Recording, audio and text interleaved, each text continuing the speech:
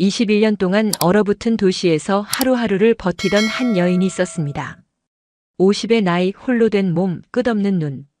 그녀는 생각했죠. 내 인생은 이게 전부일까? 그런데 어느 눈 내리는 오후, 낡은 식당 문이 열리고 한 남자가 들어왔습니다. 따뜻한 수프를 달라던 그 낯선 동양인은 그녀가 상상도 못했던 제안을 했어요. 한국으로 오지 않겠냐고요. 가족은 반대했습니다. 미쳤다고, 나이 쉰에 무슨 모험이냐고 말했죠. 하지만 그녀는 결심했어요. 이번엔 나를 위해 살겠다고. 비행기를 타고 10,000km를 날아가 낯선 땅에 발을 디뎠습니다. 그리고 그곳에서 그녀는 발견했어요. 인생의 봄은 나이와 상관없다는 걸. 50에 시작한 제2의 인생, 언어도 모르는 나라에서 다시 꽃 피운 꿈. 한 러시아 여인이 한국에서 찾은 진짜 행복의 의미. 이 이야기를 듣고 나면 여러분도 깨닫게 될 거예요. 용기 내기에 늦은 나이는 없다는 것을. 대한민국이 한 여인에게 선물한 기적 같은 이야기 지금 시작합니다.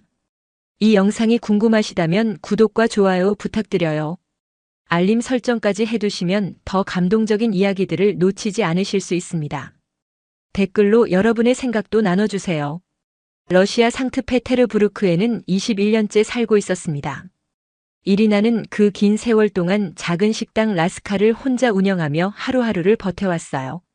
남편은 5해 전병으로 세상을 떠났고 아들은 군 복무 중이었습니다. 도시는 여전히 회색빛이었고 삶은 눈처럼 차가웠어요. 식당 문을 열고 닫는 일도 이제는 기계적이었습니다. 아침 6시에 일어나 감자를 깎고 보르시를 끓이고 손님을 받았어요. 대부분은 단골들이었죠. 말없이 들어와 묵묵히 먹고 나가는 사람들. 이리나도 그들처럼 말이 없었습니다. 무슨 말을 해야 할지 오래전에 잊어버렸거든요. 창밖으로는 끝없이 눈이 내렸어요. 하얀 눈이 회색 건물 위에 쌓이고 또 쌓였습니다. 이리나는 그 풍경을 보며 생각했어요. 내 인생에도 봄이 올까? 눈이 녹고 꽃이 피고 따뜻한 바람이 불까? 하지만 그런 생각은 금방 사라졌습니다. 봄 같은 건 동화 속에나 있는 거라고 스스로를 타이르곤 했어요. 식당 주방은 좁고 낡았지만 이리나에게는 세상의 전부였습니다. 낡은 가스레인지 위에서 펄펄 끓는 수프, 김이 모락모락 나는 감자 요리, 손때 묻은 나무도마. 이것들이 그녀의 삶이었어요. 남편이 살아있을 때는 함께 이 주방에 서서 웃고 떠들었는데 이제는 그 웃음소리조차 기억나지 않았습니다. 점심시간이 되면 노동자들이 몰려왔어요. 건설 현장에서 일하는 사람들, 공장 직원들, 가끔은 대학생들도 왔죠.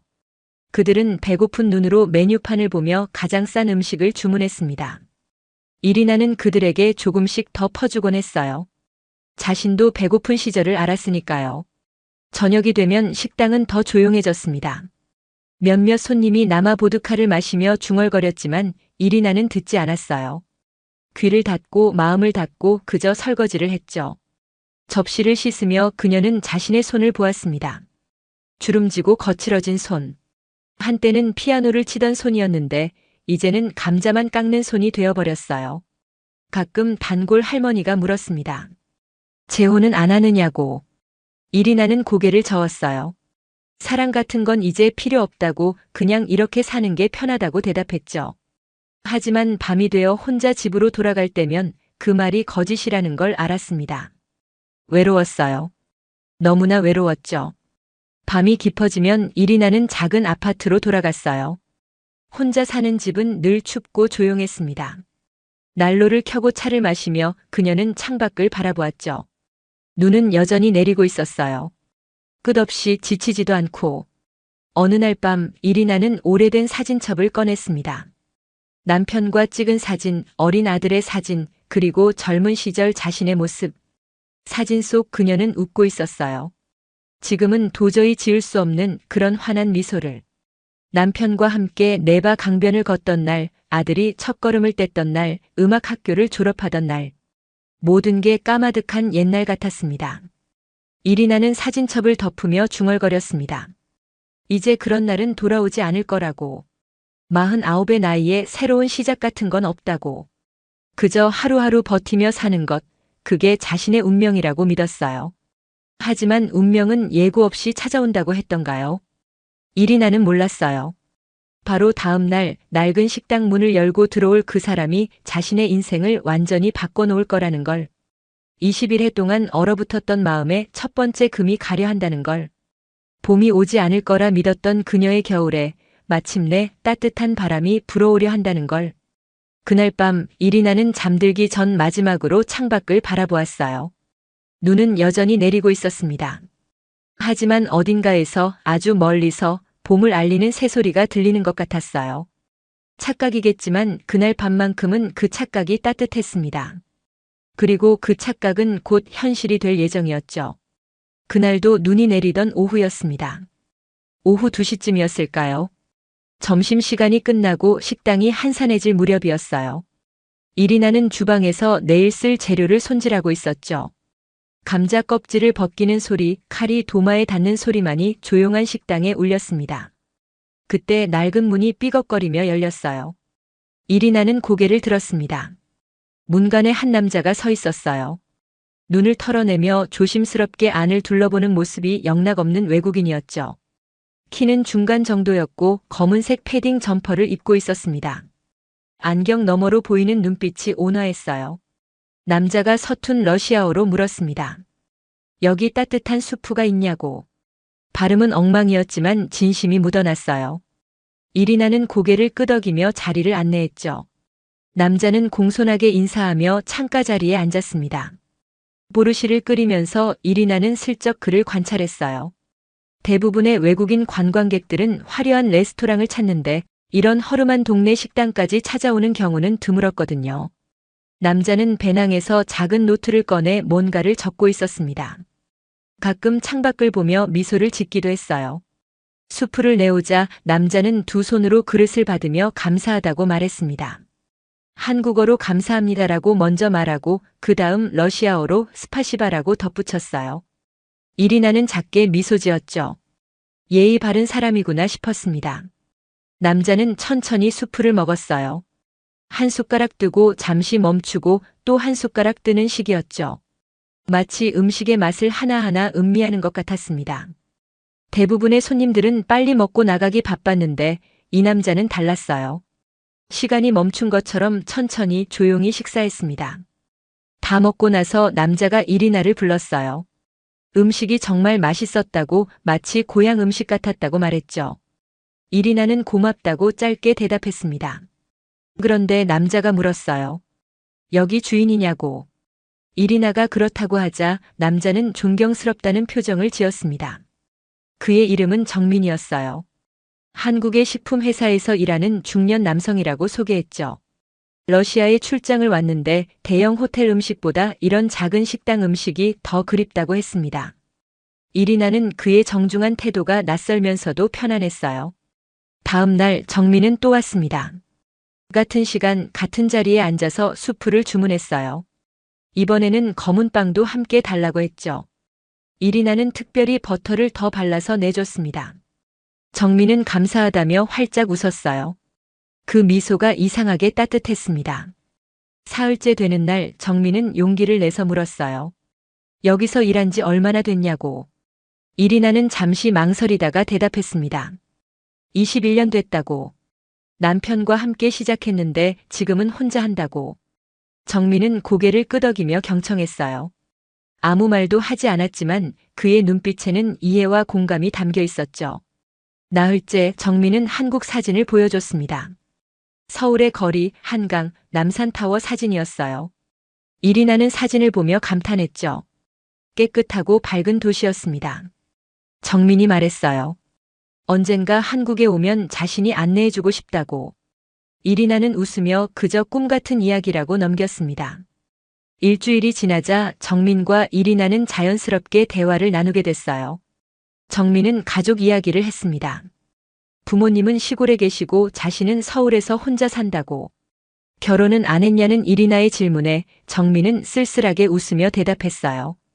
일에만 매달리다 보니 그럴 기회를 놓쳤다고. 이리나는 정민에게서 묘한 동질감을 느꼈습니다. 둘 다 외로웠고 둘 다 삶에 지쳐 있었고 둘 다 따뜻함을 갈구하고 있었어요. 나이도 나라도 언어도 달랐지만 마음 깊은 곳에 외로움만큼은 같았죠. 어느 날 저녁 정민이 말했습니다. 당신의 음식은 마음이 따뜻해진다고. 단순히 배를 채우는 게 아니라 마음을 채운다고. 이리나는 그 말이 가슴에 와닿았어요. 21년 동안 수많은 손님을 받았지만 이런 말을 들은 건 처음이었습니다. 그날 밤 이리나는 잠들기 전에 정민을 떠올렸어요. 그의 조용한 미소, 온화한 눈빛, 정중한 태도. 그리고 무엇보다 진심 어린 말들. 오랜만에 누군가에게서 따뜻함을 느꼈습니다. 마음 한구석이 조금씩 녹는 것 같았어요. 겨울이 끝나갈 무렵이었습니다. 상트페테르부르크의 3월은 여전히 추웠지만 공기 속에는 봄의 기운이 조금씩 섞여 들어오고 있었어요. 눈은 여전히 쌓여 있었지만 낮에는 가끔 햇살이 비치곤 했죠. 정민은 어느덧 2주 동안 매일 식당을 찾았습니다. 아침에 호텔에서 나와 회사 미팅을 마치고 점심이나 저녁 때 꼭 라스카에 들렀어요. 이리나는 그가 올 시간이 되면 자연스럽게 신경을 쓰게 됐죠. 수프를 조금 더 정성스럽게 끓이고 빵을 따뜻하게 데워두곤 했습니다. 어느 날 오후 정민이 평소보다 늦게 나타났어요. 표정이 어두웠습니다. 이리나가 무슨 일이냐고 묻자 정민은 한숨을 쉬며 대답했죠. 출장이 끝나간다고. 이번 주 안으로 한국으로 돌아가야 한다고.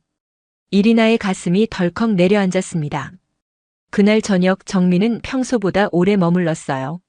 손님들이 하나둘 떠나고 식당이 텅 비어갈 때까지 자리를 지켰습니다. 이리나도 설거지를 천천히 하면서 시간을 끌었죠. 둘 다 무언가 말하고 싶었지만 쉽게 입을 열지 못했어요. 마침내 정민이 조심스럽게 입을 열었습니다. 이리나 씨에게 부탁이 하나 있다고. 내일 저녁 자신이 마지막으로 식당에 올 텐데 그때 특별한 식사를 준비해 줄 수 있냐고 물었어요. 이리나는 고개를 끄덕였습니다. 무엇을 원하냐고 묻자 정민은 미소 지으며 답했죠. 이리나가 가장 잘 만드는 음식이면 된다고. 그날 밤 이리나는 잠들지 못했습니다. 정민이 떠난다는 생각에 가슴이 답답했어요. 겨우 2주를 알았을 뿐인데 이렇게 마음이 흔들릴 줄은 몰랐죠. 그는 단순한 손님이 아니었습니다. 오랜 세월 얼어붙었던 이리나의 마음에 온기를 불어넣어준 사람이었어요. 다음 날 이리나는 이른 아침부터 장을 보러 나갔습니다. 가장 신선한 재료들을 골랐어요. 비트, 양배추, 감자, 양파, 최고급 소고기. 그리고 특별히 사워크림도 샀죠. 오늘만큼은 최고의 보르시를 만들고 싶었습니다. 오후 내내 이리나는 주방에서 요리에 몰두했어요. 재료를 손질하고 육수를 우려내고 하나하나 정성스럽게 조리했습니다. 21년간 만들어온 보르시지만 오늘만큼은 특별했죠. 마치 첫사랑에게 주는 편지처럼 모든 순간에 마음을 담았어요. 저녁 6시 정민이 나타났습니다. 평소보다 단정한 옷차림이었어요. 손에는 작은 꽃다발을 들고 있었죠. 이리나에게 건네며 말했습니다. 그동안 고마웠다고. 이곳이 러시아에서 가장 따뜻한 장소였다고. 이리나는 얼굴이 붉어지는 걸 느꼈어요. 꽃을 받으며 고맙다고 중얼거렸습니다. 그리고는 서둘러 주방으로 들어가 준비한 음식을 내왔죠. 보르시, 흑빵, 피로시키, 그리고 특별히 만든 블리니까지. 정민의 눈이 휘둥그레졌습니다. 정민은 한 입 한 입 천천히 음식을 맛봤어요. 그리고는 눈을 감고 말했습니다. 지금까지 먹은 것 중 가장 맛있다고. 단순히 맛의 문제가 아니라 마음이 느껴진다고. 이리나는 고개를 숙였습니다. 눈물이 날 것 같았거든요. 식사를 마친 후 정민이 조심스럽게 말을 꺼냈어요. 사실 오늘 드릴 말씀이 있다고. 이리나는 긴장하며 그를 바라봤습니다. 정민은 주머니에서 명함 한 장을 꺼냈어요. 그리고 천천히 또박또박 말했죠. 언젠가 이리나 씨를 한국에 초대하고 싶다고. 단순한 관광이 아니라 진지한 제안이라고. 자신의 회사에서 러시아 음식 자문을 구하고 있는데 이리나만큼 적합한 사람이 없다고 했습니다. 물론 지금 당장이 아니어도 된다고. 준비가 되면 언제든 연락해달라고. 이리나는 어안이 벙벙했어요. 한국? 자신이? 말도 안 되는 소리처럼 들렸죠. 하지만 정민의 눈빛은 진지했습니다. 농담이 아니었어요. 이리나는 떨리는 손으로 명함을 받았습니다. 그날 밤 정민은 떠나기 전 마지막으로 말했어요. 이곳에서 보낸 시간이 정말 소중했다고. 이리나 덕분에 러시아가 따뜻한 곳으로 기억될 거라고. 그리고 덧붙였죠. 언젠가 한강 다리 위에서 다시 만나고 싶다고. 문을 나서는 정민의 뒷모습을 보며 이리나는 울컥했습니다. 눈물이 볼을 타고 흘러내렸어요. 슬픔 때문만은 아니었습니다. 오랜만에 느끼는 감정들이 한꺼번에 밀려왔거든요. 외로움, 그리움, 설렘, 희망. 그날 밤 이리나는 명함을 오래도록 들여다봤습니다. 정민의 이메일 주소가 적혀 있었어요. 손가락으로 글자를 따라가며 그녀는 생각했죠. 정말 연락해도 될까? 이게 꿈은 아닐까? 며칠 후 정민에게서 이메일이 왔습니다. 서울에서 찍은 한강 사진이 첨부되어 있었어요. 사진 속 다리는 조명을 받아 반짝이고 있었죠. 메일에는 짧은 문장이 적혀 있었습니다. 언젠가 이 다리 위에서 다시 만납시다. 이리나는 그 순간 오래된 얼음이 서서히 녹는 소리를 들었습니다. 마음속 깊은 곳에서 무언가가 움직이기 시작했어요. 봄이 오고 있었습니다. 정민이 떠난 후 석 달이 흘렀습니다. 봄이 왔고 여름이 다가오고 있었어요. 상트페테르부르크의 거리에는 꽃이 피기 시작했죠. 하지만 이리나의 마음은 여전히 겨울이었습니다. 정민과 주고받은 이메일만이 그녀의 유일한 위안이었어요. 처음에는 일주일에 한 번씩 메일을 주고받았어요. 정민은 서울의 일상을 사진과 함께 보내왔습니다. 회사 근처 카페, 주말에 다녀온 산, 친구들과 먹은 음식. 이리나는 식당 이야기를 썼죠. 새로 만든 요리, 단골 손님들 이야기, 네바 강변 풍경. 점점 메일은 잦아졌어요. 이틀에 한 번, 그 다음엔 매일. 내용도 깊어졌습니다. 정민은 자신의 외로움을 털어놓았어요. 일에만 매달려 산 15년 문득 돌아보니 곁에 아무도 없더라고. 이리나도 자신의 이야기를 했죠. 남편을 잃은 후 5해 하루하루가 그냥 지나가는 시간일 뿐이었다고. 어느 날 정민이 조심스럽게 물었습니다. 한국 방문 제안에 대해 생각해봤냐고. 이리나는 솔직하게 답했어요. 생각은 많이 했지만 결정하기 어렵다고. 식당을 비울 수 없고 가족들이 뭐라고 할지 걱정된다고. 정민은 서두르지 말라고 했습니다. 충분히 생각하고 결정하라고. 하지만 자신은 이리나를 기다리겠다고 했어요. 그 말이 이리나의 마음을 흔들었죠. 누군가 자신을 기다린다는 것, 그게 얼마나 큰 의미인지 깨달았습니다. 6개월이 지난 어느 날 드디어 정민에게서 공식 초청장이 도착했습니다. 그의 회사에서 보낸 문서였어요.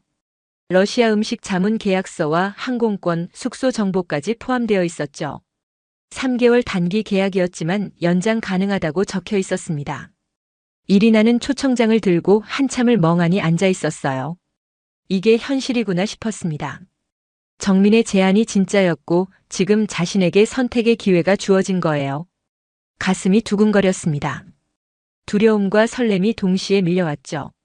하지만 결정하기 전에 가족들에게 말해야 했어요. 먼저 아들 미하일에게 전화했습니다. 군 복무를 마치고 이제 막 사회생활을 시작한 25살 아들. 이리나는 조심스럽게 상황을 설명했죠. 미하일의 반응은 예상 밖이었어요. 엄마, 거기서 혼자 어떻게 살아? 언어도 모르고 아는 사람도 없잖아. 그 남자를 믿는 거야? 겨우 2주 알았던 사람인데? 아들의 목소리에는 걱정과 불안이 가득했습니다. 이리나는 이해한다고 말했어요. 내 걱정도 알아. 하지만 이건 단순히 그 사람 때문이 아니라고. 엄마 자신을 위한 선택이라고. 21년 동안 같은 곳에서 같은 일을 하며 살았다고. 이제는 다른 삶을 살아보고 싶다고 했죠. 미하일은 한참 침묵하더니 말했습니다. 생각할 시간을 달라고. 너무 갑작스러워서 받아들이기 어렵다고. 이리나는 알겠다고 답했어요. 하지만 가슴 한구석이 무거웠습니다. 다음은 오빠 블라디미르에게 알려야 했어요. 3살 위인 오빠는 늘 이리나를 보살펴왔습니다. 남편이 죽은 후에도 자주 찾아와 도와줬죠. 이리나는 오빠 집을 찾아갔어요. 오빠의 반응은 더 격렬했습니다. 미쳤어? 나이 50에 외국으로 간다고. 거기서 무슨 일이 생기면 누가 도와줘? 그 한국 남자가 좋은 사람인지. 어떻게 알아? 혹시 사기꾼이면? 오빠는 목소리를 높였어요. 올가 형수도 거들었습니다. 일이나 현실을 봐. 당신 나이에 새로운 나라에서 시작한다는 게 얼마나 힘든지 알아? 언어도 모르고 문화도 다르고. 여기서는 단골 손님들이 있고 안정적인 수입이 있잖아. 왜 그걸 버려? 이리나는 참을성 있게 설명했어요. 이건 모험이 아니라 기회라고. 정식 계약서도 있고 회사에서 모든 걸 지원해준다고. 3개월만 해보고 안 맞으면 돌아오겠다고. 하지만 가보지도 않고 포기하고 싶지 않다고 했죠. 오빠는 고개를 저었어요. 넌 항상 고집이 세. 한번 결정하면 말을 안 듣지. 좋아, 가봐. 하지만 후회하지 마. 내가 말렸다는 거 기억해. 오빠의 목소리는 차갑게 식어 있었습니다. 집으로 돌아온 이리나는 소파에 주저앉았어요. 가족들의 반대가 이렇게 힘들 줄 몰랐습니다. 특히 아들과 오빠의 말이 가슴에 박혔죠. 정말 자신이 제대로 된 선택을 하는 걸까? 이기적인 건 아닐까? 그날 밤 이리나는 정민에게 이메일을 썼어요. 가족들이 반대한다고. 특히 아들이 걱정한다고. 어떻게 해야 할지 모르겠다고. 보내기 버튼을 누르기까지 한참이 걸렸습니다.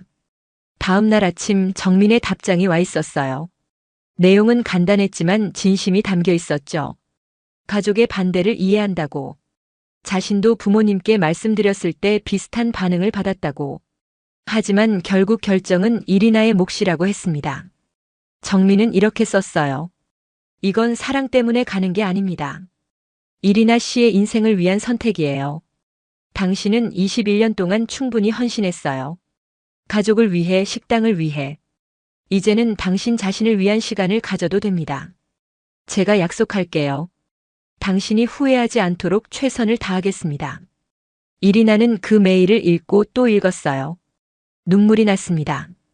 정민의 말이 맞았어요. 자신은 평생 다른 사람을 위해 살았죠. 남편을 위해, 아들을 위해, 식당을 위해. 이제는 자신을 위해 살아도 되지 않을까? 며칠 밤을 고민한 끝에 이리나는 결심했습니다. 가기로. 가족들이 반대해도 두려워도 가보기로 했어요. 이번엔 용기를 내보기로 마음먹었죠. 인생에서 마지막 봄이 될지도 모르니까. 비행기가 인천공항에 착륙하던 날 이리나의 손은 떨리고 있었습니다. 창밖으로 서울의 불빛이 보였어요. 반짝이는 건물들, 정돈된 도로, 빼곡하게 들어선 집들. 상트페테르부르크와는 완전히 다른 풍경이었죠. 가슴이 두근거렸습니다. 입국 심사를 마치고 짐을 찾아 나오니 정민이 서 있었어요. 팻말을 들고 환한 미소를 짓고 있었죠. 이리나를 보자마자 손을 흔들었습니다. 어서 오세요, 이리나 씨. 그 목소리를 듣는 순간 이리나는 안도의 한숨을 내쉬었어요. 여기까지 오길 잘했다는 생각이 들었습니다. 공항에서 나오니 12월의 차가운 바람이 불었어요. 하지만 러시아만큼 춥지는 않았습니다. 정민이 말했죠. 서울의 겨울은 상트페테르부르크보다 훨씬 따뜻하다고. 이리나는 고개를 끄덕이며 주변을 둘러봤습니다. 모든 게 새롭고 신기했어요. 차를 타고 시내로 들어가는 동안 이리나는 창밖을 계속 바라봤습니다. 깨끗한 도로, 질서정연한 교통, 높은 빌딩들. 간판들은 한글로 빼곡하게 적혀 있었어요. 하나도 읽을 수 없었지만 아름답게 느껴졌죠. 정민이 하나하나 설명해 줬습니다. 저건 백화점이고 저기는 시청이고 저 멀리 보이는 게 남산타워라고. 숙소는 마포구에 있는 작은 원룸이었어요. 회사에서 준비해 준 곳이었죠. 비좁았지만 깨끗하고 아늑했습니다. 창문으로 한강이 보였어요. 이리나는 창가에 서서 한참 동안 강을 바라봤습니다. 밤이라 어두웠지만 다리 위의 불빛들이 물에 반사되어 반짝이고 있었어요. 정민이 조심스럽게 물었습니다. 피곤하시죠? 오늘은 쉬시고 내일부터 천천히 적응하시면 돼요. 이리나는 고맙다고 말했어요. 하지만 잠이 올 것 같지 않았습니다. 너무나 많은 감정들이 한꺼번에 밀려왔거든요. 정민이 떠나고 혼자 남은 밤 이리나는 소파에 앉아 핸드폰을 꺼냈어요. 아들에게 메시지를 보냈습니다. 무사히 도착했다고. 여기는 생각보다 괜찮다고. 걱정하지 말라고. 하지만 답장은 오지 않았죠. 다음 날 아침 정민이 일찍 찾아왔습니다. 오늘은 서울 구경을 시켜주겠다고 했어요. 회사는 다음 주부터 출근하면 되니까 천천히 적응하라고 했죠. 이리나는 고맙다고 말하며 코트를 입었습니다. 첫 번째로 간 곳은 남대문 시장이었어요. 사람들로 붐비는 시장, 다양한 음식 냄새, 상인들의 호객 소리. 이리나는 압도당했습니다. 러시아의 시장과는 분위기가 완전히 달랐어요. 더 활기차고 더 밝았죠. 정민이 떡볶이를 사줬습니다. 빨간 소스에 쫄깃한 떡. 첫 입을 베어 물자 입안이 얼얼했어요. 맵다. 이리나가 눈을 크게 뜨자 정민이 웃으며 물을 건넸습니다. 한국 음식은 대부분 맵다고. 천천히 적응하면 된다고 했죠. 점심은 명동에서 먹었어요. 삼겹살집이었습니다. 정민이 고기를 구워주며 먹는 법을 알려줬어요. 상추에 고기를 싸서 쌈장을 찍어서 먹는 거라고. 이리나는 조심스럽게 따라했습니다. 맛있었어요. 러시아 음식과는 다른 새로운 맛이었죠. 오후에는 경복궁을 방문했습니다. 한복을 입은 사람들이 궁궐을 거닐고 있었어요. 이리나는 아름다운 건축물에 감탄했죠. 정민이 설명해 줬습니다. 500년도 더 된 궁궐이라고. 한국의 역사가 담긴 곳이라고. 해질 무렵 정민이 말했습니다. 이제 특별한 곳으로 가자고. 차를 타고 한강으로 향했어요. 반포대교 근처에 차를 세웠습니다. 정민이 이리나의 손을 잡고 다리 위로 올라갔어요. 한강이 눈앞에 펼쳐졌습니다. 넓고 잔잔한 강물, 양쪽으로 늘어선 빌딩들, 석양빛에 물든 하늘. 이리나는 숨이 멎을 것 같았어요. 너무나 아름다웠습니다. 사진으로만 보던 그곳에 지금 자신이 서 있다는 게 믿기지 않았죠. 정민이 조용히 말했습니다. 여기 기억하세요? 제가 사진을 보내드렸던 곳이에요. 그때 약속했죠. 언젠가 이 다리 위에서 다시 만나자고. 이리나는 고개를 끄덕였습니다. 기억한다고. 그 사진을 받았을 때 꿈 같았다고. 두 사람은 난간에 기대어 강을 바라봤어요. 한참을 말없이 서 있었죠. 바람이 불었습니다. 차갑지만 상쾌한 바람이었어요. 이리나는 깊게 숨을 들이마셨습니다. 이리나가 입을 열었어요. 그때는 외로워서 눈만 보였어요. 상트페테르부르크의 끝없는 눈이 답답했죠. 하지만 지금은 행복해서 모든 게 예쁘게 보여요. 이 강도, 저 빌딩들도, 심지어 바람도. 정민은 조용히 미소 지었습니다. 정민이 말했어요. 제가 처음 이리나 씨를 만났을 때 눈 속에 갇혀 있는 것 같다고 느꼈어요. 슬프고 외로운 눈빛이었죠. 하지만 지금은 달라요. 눈이 녹았어요. 봄이 온 것 같아요. 이리나는 눈시울이 뜨거워졌습니다. 정민의 말이 맞았어요. 자신도 느낄 수 있었죠. 마음 깊은 곳에서 무언가 변하고 있다는 걸. 오랫동안 얼어붙었던 감정들이 천천히 녹고 있다는 걸. 해가 완전히 지고 다리에 불이 켜졌습니다. 형형색색의 조명이 강물에 비쳤어요. 사람들이 하나둘 모여들어 사진을 찍고 있었죠. 이리나와 정민은 그 속에서 조용히 서 있었습니다. 그날 밤 집으로 돌아온 이리나는 창가에 섰어요. 어둠 속에서 반짝이는 한강을 바라보며 생각했습니다. 여기 오길 정말 잘했다고. 가족들의 반대, 두려움, 불안. 그 모든 걸 이겨내고 온 보람이 있다고. 이곳에서 새로운 봄을 맞이할 수 있을 것 같았어요. 한국 생활 첫 주는 혼란스러웠습니다. 모든 게 빠르게 움직였어요.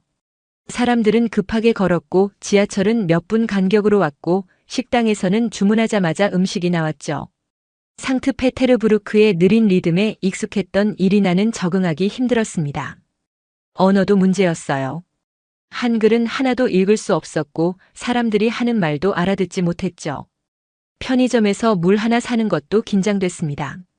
직원이 뭐라고 물어보면 그저 고개만 끄덕였어요. 정민이 간단한 한국어 표현들을 가르쳐줬지만 금방 잊어버렸죠.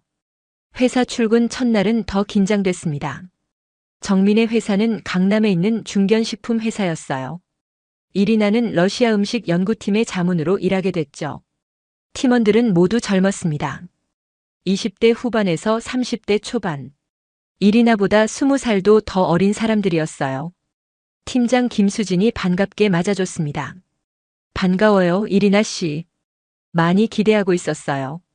우리 회사가 러시아 시장에 진출하려고 하는데 이리나 씨의 도움이 꼭 필요해요. 이리나는 최선을 다하겠다고 대답했죠. 첫 회의는 어려웠습니다. 통역사가 있었지만 전문 용어들은 이해하기 힘들었어요. 마케팅 전략, 타겟층 분석, 유통 채널. 이리나는 그저 고개를 끄덕이며 듣기만 했습니다. 자신이 여기서 제대로 할 수 있을까 불안했죠. 하지만 음식 이야기가 나오자 달랐어요. 러시아 전통 요리, 지역별 특색, 재료와 조리법. 이건 이리나의 전문 분야였습니다. 21년간 식당을 운영하며 쌓은 경험이 쏟아져 나왔어요. 팀원들은 진지하게 메모하며 들었죠. 점심시간 수진이 이리나를 회사 식당으로 데려갔습니다. 한식 뷔페였어요. 다양한 반찬들이 줄지어 있었죠. 이리나는 어떤 걸 먹어야 할지 몰라 망설였습니다. 수진이 하나하나 설명해주며 추천해줬어요. 밥을 먹으며 수진이 물었습니다. 한국 생활은 어때요? 힘들지 않으세요? 이리나는 솔직하게 답했어요. 모든 게 낯설고 빠르다고. 하지만 나쁘지 않다고. 오히려 새로운 활력이 느껴진다고 했죠. 수진이 웃으며 말했습니다. 처음엔 다들 그래요. 저도 미국에서 1년 살다 왔는데 적응하는데 석 달은 걸렸어요. 천천히 하세요. 우리가 도와드릴게요. 그 말이 이리나를 안심시켰습니다. 오후에는 레시피 개발 미팅이 있었어요. 이리나가 보르시 만드는 법을 시연했습니다. 비트를 손질하고 육수를 내고 재료를 넣는 순서를 설명했죠. 팀원들이 신기한 듯 지켜봤습니다. 완성된 보르시를 맛본 수진이 감탄했어요. 이거 정말 맛있어요. 이 맛을 어떻게 제품화할 수 있을까요? 그날부터 이리나의 하루는 바빠졌습니다. 오전에는 회의에 참석하고 오후에는 주방에서 요리 시연을 했어요. 레시피를 한국식으로 변형하는 작업도 했죠. 러시아 재료를 한국에서 구할 수 있는 재료로 대체하는 방법을 고민했습니다. 저녁에는 정민이 자주 찾아왔어요. 회사 일은 어떠냐고 힘든 건 없냐고 물었죠. 이리나는 괜찮다고 답했습니다. 처음엔 낯설었지만 점점 재미를 느끼고 있다고. 자신이 가진 지식과 경험이 누군가에게 도움이 된다는 게 뿌듯하다고 했어요. 주말이 되자 정민이 제안했습니다. 작은 러시아 음식점을 열어보는 게 어떠냐고. 회사 일과 병행할 수 있는 작은 가게요. 이리나는 놀랐어요. 그게 가능하냐고 물었죠. 정민이 웃으며 답했습니다. 한국에서는 뭐든 가능해요. 도와줄 사람도 많고요. 이리나는 며칠 동안 고민했습니다.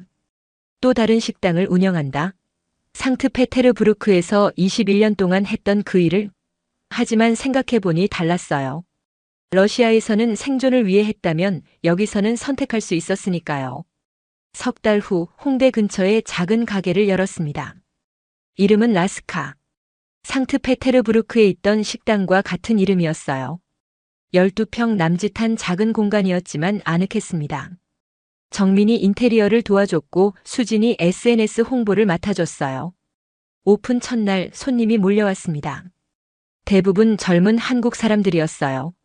러시아 음식이 궁금하다며 찾아온 거죠. 이리나는 정성껏 보르시를 끓이고 펠메니를 빚고 블리니를 구웠습니다.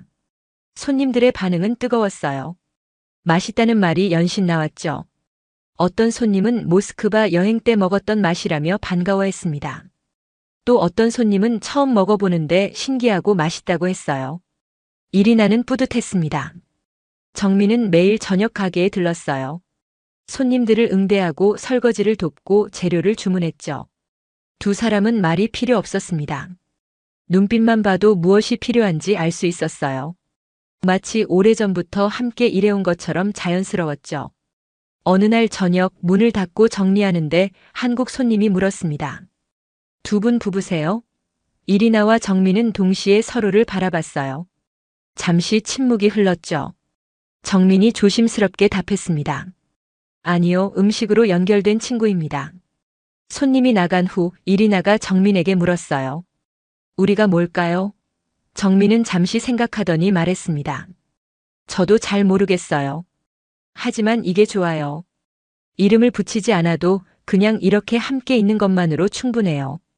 이리나는 고개를 끄덕였습니다. 그래요, 충분해요. 둘 사이에는 편안한 침묵이 흘렀습니다. 사랑인지 우정인지 알 수 없었지만 분명한 건 서로에게 소중한 존재라는 거였어요. 6개월이 흐르자 이리나는 완전히 적응했습니다. 한국어 간단한 회화는 할 수 있게 됐고 지하철도 혼자 탈 수 있었어요. 가게는 단골 손님으로 가득 찼고 회사에서도 인정받았죠. 러시아에서 잃었던 활기가 조금씩 돌아왔습니다. 1년이 흐르던 어느 날 이리나에게 예상치 못한 전화가 왔습니다. 아들 미하일이었어요. 엄마, 나 다음 주에 한국에 갈게. 이리나는 깜짝 놀랐죠. 정말? 왜 갑자기? 미하일이 답했습니다. 엄마가 어떻게 지내는지 보고 싶어서요. 일주일 후 인천공항에 미하일이 도착했어요. 26이 된 아들은 더욱 단단해 보였습니다. 이리나는 아들을 끌어안았죠. 얼마나 보고 싶었는지 몰라. 미하일도 꼭 안으며 말했습니다. 저도요, 엄마. 첫날 이리나는 아들을 자신이 사는 원룸으로 데려갔어요. 작지만 깨끗한 공간이었죠. 미하일은 창밖으로 보이는 한강을 오래 바라봤습니다. 여기가 엄마가 매일 보는 풍경이구나. 이리나가 차를 내오며 말했어요. 처음엔 낯설었는데 이제는 고향 같아.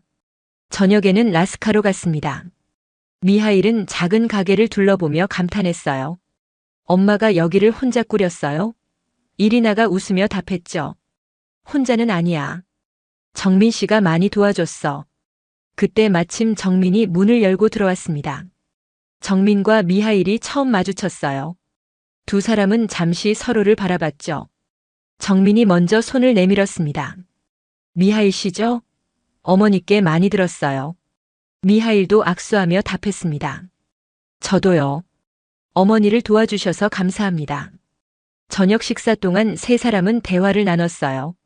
처음엔 어색했지만 점점 자연스러워졌죠. 정민은 미하일에게 서울 이야기를 들려줬고 미하일은 러시아 근황을 전했습니다. 이리나는 두 사람을 번갈아 보며 미소 지었어요.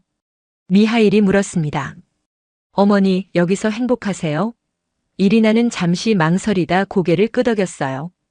응, 행복해. 오랜만에 느끼는 감정이야. 21년 동안 그저 하루하루 버텼다면 여기서는 살고 있는 것 같아. 며칠 동안 이리나는 아들에게 서울을 구경시켜줬습니다. 경복궁, 북촌 한옥마을, 명동, 강남. 미하일은 모든 걸 신기해하며 사진을 찍었어요. 엄마, 여기 정말 좋네요. 왜 처음엔 반대했는지 모르겠어요. 어느 날 저녁 한강공원을 걷는데 미하일이 말했습니다. 엄마, 솔직히 처음엔 화났어요. 날 버리고 떠난다고 생각했죠. 하지만 지금 보니 알겠어요. 엄마도 엄마의 인생이 필요했다는 걸. 이리나는 아들의 손을 꼭 잡았어요. 미하일이 계속 말했죠. 엄마가 이렇게 행복한 얼굴인 줄 몰랐어요. 러시아에서는 항상 피곤해 보이고 슬퍼 보였는데 여기서는 달라요. 눈빛이 살아있어요. 이리나의 눈에 눈물이 고였습니다. 알아줘서 고마워. 다음 날 미하일은 정민을 따로 만나자고 했어요. 카페에서 둘만의 시간을 가졌죠. 미하일이 진지하게 말했습니다. 정민 씨, 제 어머니를 부탁드려요. 전 러시아에 있어서 자주 못 오지만 정민 씨가 곁에 있으니 안심이 돼요. 정민이 답했습니다. 걱정 마세요. 제가 최선을 다해 돌보겠습니다. 하지만 미하일 씨가 알아줬으면 좋겠어요. 전 어머니에게 빚진 사람이에요. 어머니가 제 삶에 온기를 불어넣어 주셨으니까요. 미하일은 고개를 끄덕이며 감사하다고 말했죠. 일주일의 방문이 끝나갈 무렵 미하일은 공항에서 말했습니다. 엄마, 행복하게 사세요. 더 이상 날 걱정하지 마세요. 전 이제 어른이니까요. 대신 엄마 자신을 위해 살아요. 이리나는 아들을 꼭 안았어요. 고마워, 아들. 미하일이 떠나고 며칠 후 러시아에서 영상통화가 왔습니다. 오빠 블라디미르였어요. 화면 속 오빠는 어색하게 웃고 있었죠. 이리나, 미안해. 처음에 너무 심하게 말했어. 이리나가 물었습니다. 갑자기 왜 그래요? 오빠가 답했어요. 미하일이 와서 너 사는 모습을 사진으로 보여줬어. 영상도 찍어왔더라. 봤는데 내가 정말 행복해 보이더라. 이제야 이해해. 내가 떠난 이유를. 오빠가 계속 말했습니다. 난 내가 남자 때문에 간다고 생각했어. 하지만 아니었구나. 넌 내 자신 때문에 간 거야. 21년 동안 우리 가족을 위해, 식당을 위해 헌신했잖아. 이제는 내가 내 인생을 살 자격이 있어. 이리나의 눈시울이 뜨거워졌습니다. 오빠 고마워요. 그 말 들으니 마음이 놓여요. 오빠가 손을 흔들며 말했죠. 건강하게 잘 지내. 가끔 연락하고. 그리고 그 한국 남자 좋은 사람 같더라. 잘해. 영상 통화를 끊고 이리나는 한참을 멍하니 앉아 있었어요. 가족들이 비로소 자신의 선택을 이해해 줬습니다. 사랑 때문이 아니라 용기 때문이었다는 걸, 자신을 위한 선택이었다는 걸 받아들여 준 거예요. 그날 저녁 가게에서 정민에게 말했습니다. 아들이 다녀갔어요. 그리고 오빠도 이해해 줬어요. 정민이 환하게 웃으며 축하한다고 했죠. 이제 마음 편히 지낼 수 있겠네요. 이리나도 미소 지었습니다. 네, 이제는요. 정민이 조심스럽게 물었어요. 계약이 곧 끝나는데 연장할 생각 있으세요? 이리나는 고개를 끄덕였습니다. 물론이죠. 여기가 이제 제 집 같아요. 정민의 얼굴에 안도의 표정이 스쳤어요. 그날 밤 이리나는 창가에 서서 한강을 바라봤습니다. 1년 전 처음 이곳에 왔을 때가 떠올랐어요. 두렵고 불안했었죠. 하지만 지금은 달랐습니다. 용기를 내길 잘했다고, 자신의 선택이 옳았다고 확신할 수 있었어요. 가족들이 인정해줬고, 아들이 이해해줬고, 오빠가 용서해줬습니다. 무엇보다 자신이 스스로를 용서할 수 있었어요. 이기적이라고, 무책임하다고 자책하던 마음이 사라졌죠. 이건 용기였습니다. 50평생 처음으로 자신을 위해 낸 용기였어요. 2년째 겨울이 왔습니다. 서울에도 눈이 내렸어요. 하지만 상트페테르부르크의 눈과는 달랐죠. 더 포근하고 더 따뜻하게 느껴졌습니다. 이리나는 가게 창문 너머로 내리는 눈을 바라보며 미소 지었어요. 라스카는 이제 홍대 명소가 됐습니다. 맛집 블로그에 소개되고 TV 프로그램에도 나왔죠. 손님들은 줄을 서서 기다렸어요. 이리나는 여전히 주방에서 보르시를 끓이고 펠메니를 빚었습니다. 하지만 이제는 혼자가 아니었어요. 2명의 한국인 직원을 고용했습니다. 주방을 돕는 28살 지혜와 홀을 담당하는 25살 민준이었어요. 이리나는 그들에게 러시아 요리를 가르쳤고 그들은 이리나에게 한국어를 가르쳤죠. 서로에게 배우며 함께 성장했습니다. 회사에서도 이리나의 위치는 확고해졌어요. 러시아 시장 진출 프로젝트가 성공하면서 이리나는 정식 직원으로 채용됐습니다. 이제는 동유럽 전체 음식 문화를 담당하는 책임자가 됐죠. 급여도 올랐고 작은 사무실도 생겼습니다. 정민과의 관계도 깊어졌어요. 여전히 연인이라고 부르지는 않았지만 누가 봐도 특별한 사이였죠. 매일 저녁 함께 식사했고 주말에는 서울 곳곳을 다녔습니다. 말이 필요 없었어요. 그저 함께 있는 것만으로 충분했죠. 어느 토요일 오후 정민이 제안했습니다. 오늘 한강에 갈까요? 날씨도 좋고 산책하기 딱 좋은데. 이리나는 코트를 입으며 고개를 끄덕였어요. 좋아요. 오랜만에 가보고 싶었어요. 반포대교에 도착하니 눈이 내리기 시작했습니다. 작고 보드라운 눈송이들이 하늘에서 내려왔어요. 사람들이 휴대폰을 꺼내 사진을 찍고 있었죠. 이리나와 정민도 다리 위를 천천히 걸었습니다. 이리나가 말했어요. 기억나세요? 처음 여기 왔을 때요.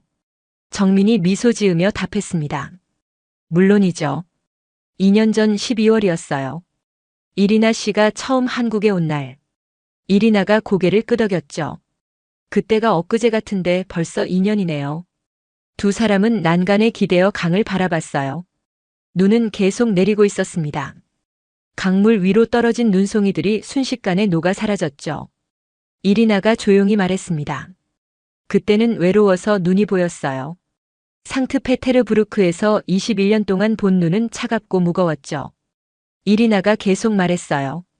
하지만 지금은 행복해서 눈이 예쁘게 보여요. 같은 눈인데 완전히 다르게 느껴져요. 이 강도 저 빌딩들도 이 도시 전체가 따뜻해요. 정민은 조용히 그녀의 손을 잡았습니다. 정민이 입을 열었어요. 이리나 씨, 제가 처음 라스카에 갔을 때 기억해요? 이리나가 웃으며 답했죠. 물론이죠. 눈 오던 오후 따뜻한 수프를 달라고 했었죠. 정민이 고개를 끄덕였습니다. 그날 전 얼어붙은 사람이었어요. 일만 하며 살았고 마음은 텅 비어 있었죠.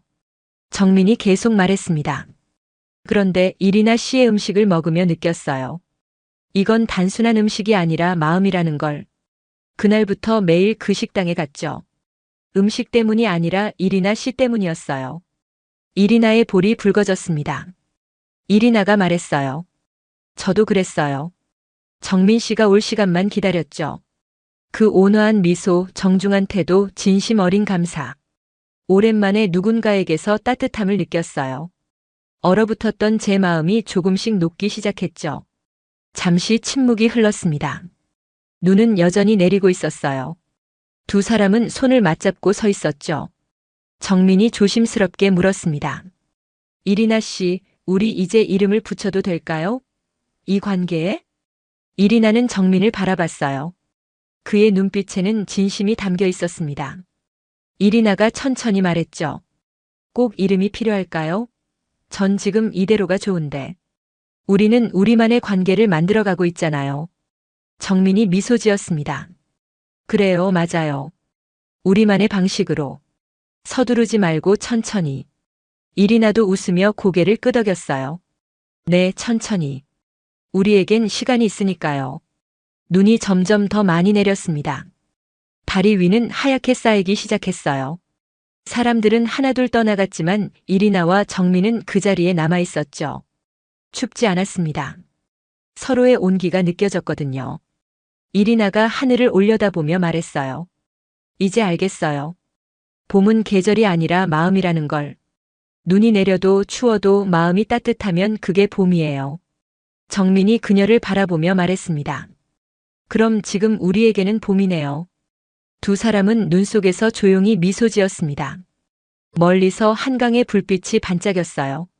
다리 위로는 차들이 지나갔고 강변에는 사람들이 걷고 있었죠. 삶은 계속 흘러갔습니다. 이리나는 생각했어요. 50년을 살며 많은 것을 잃었다고. 남편도 젊음도 꿈도 잃었다고 생각했죠. 하지만 지금은 알았습니다. 잃은 게 아니라 변한 거였어요. 새로운 형태로 새로운 의미로 돌아온 거였죠. 정민도 생각했습니다. 자신은 늘 혼자라고 믿었다고. 일만 하며 살다 인생이 끝날 거라고 생각했죠. 하지만 운명은 그를 상트페테르부르크로 보냈고 작은 식당에서 이리나를 만나게 했어요. 인생은 예측할 수 없었습니다. 해가 지고 다리에 불이 켜졌습니다. 형형색색의 조명이 눈과 어우러져 환상적인 풍경을 만들었어요. 이리나와 정민은 그 속에서 여전히 서 있었죠. 말없이 하지만 많은 것을 나누며. 이리나가 마지막으로 말했습니다. 감사해요, 정민 씨. 제게 다시 살아갈 용기를 줘서. 정민이 그녀의 손을 꼭 잡으며 답했어요. 저야말로 감사해요. 제 삶에 봄을 가져다 줘서. 눈은 밤새 내렸습니다. 서울은 하얀 눈으로 덮였어요. 하지만 이리나에게 그 눈은 더 이상 차갑지 않았습니다. 따뜻했어요. 마음이 따뜻하면 세상도 따뜻해진다는 걸 이리나는 이제 알았습니다. 다음 날 아침 가게 문을 열며 이리나는 미소 지었어요. 새로운 하루가 시작됐습니다. 손님들이 들어올 거고 음식을 만들 거고 정민이 저녁에 올 거예요. 평범하지만 행복한 일상. 이리나가 꿈꿔왔던 바로 그 봄이었습니다. 이리나의 이야기는 우리에게 중요한 메시지를 전합니다. 인생의 늦은 시작은 없다는 것, 용기만 있다면 누구나 새로운 봄을 맞이할 수 있다는 것을요. 50의 나이에 낯선 나라로 건너간 그녀의 선택은 무모해 보였지만 결국 그것은 가장 현명한 결정이었습니다. 대한민국은 이리나에게 단순한 이주 국가가 아니었어요. 꿈을 다시 꿀 수 있는 곳, 자신을 위해 살 수 있는 곳, 진정한 행복을 찾을 수 있는 곳이었죠. 한국의 빠른 속도, 따뜻한 사람들, 기회의 땅. 그 모든 것이 이리나에게 제2의 인생을 선물했습니다. 지금 이 순간에도 홍대 어딘가에서 이리나는 보르시를 끓이고 있을 거예요. 한국 손님들에게 러시아의 맛을 전하며 자신만의 봄을 누리고 있을 겁니다. 그녀의 이야기는 증명합니다. 대한민국이 얼마나 포용력 있고 기회가 넘치는 나라인지를. 나이 때문에, 환경 때문에, 가족 때문에 꿈을 포기하셨나요? 이리나를 기억하세요. 그녀는 50에 새로 시작했고 성공했습니다. 여러분도 할 수 있어요. 용기만 있다면. 이 감동적인 이야기가 마음에 드셨다면 구독, 좋아요, 알림 설정 꼭 부탁드립니다. 댓글로 여러분의 응원과 경험도 나눠주세요. 함께 용기를 나누는 따뜻한 커뮤니티를 만들어가요.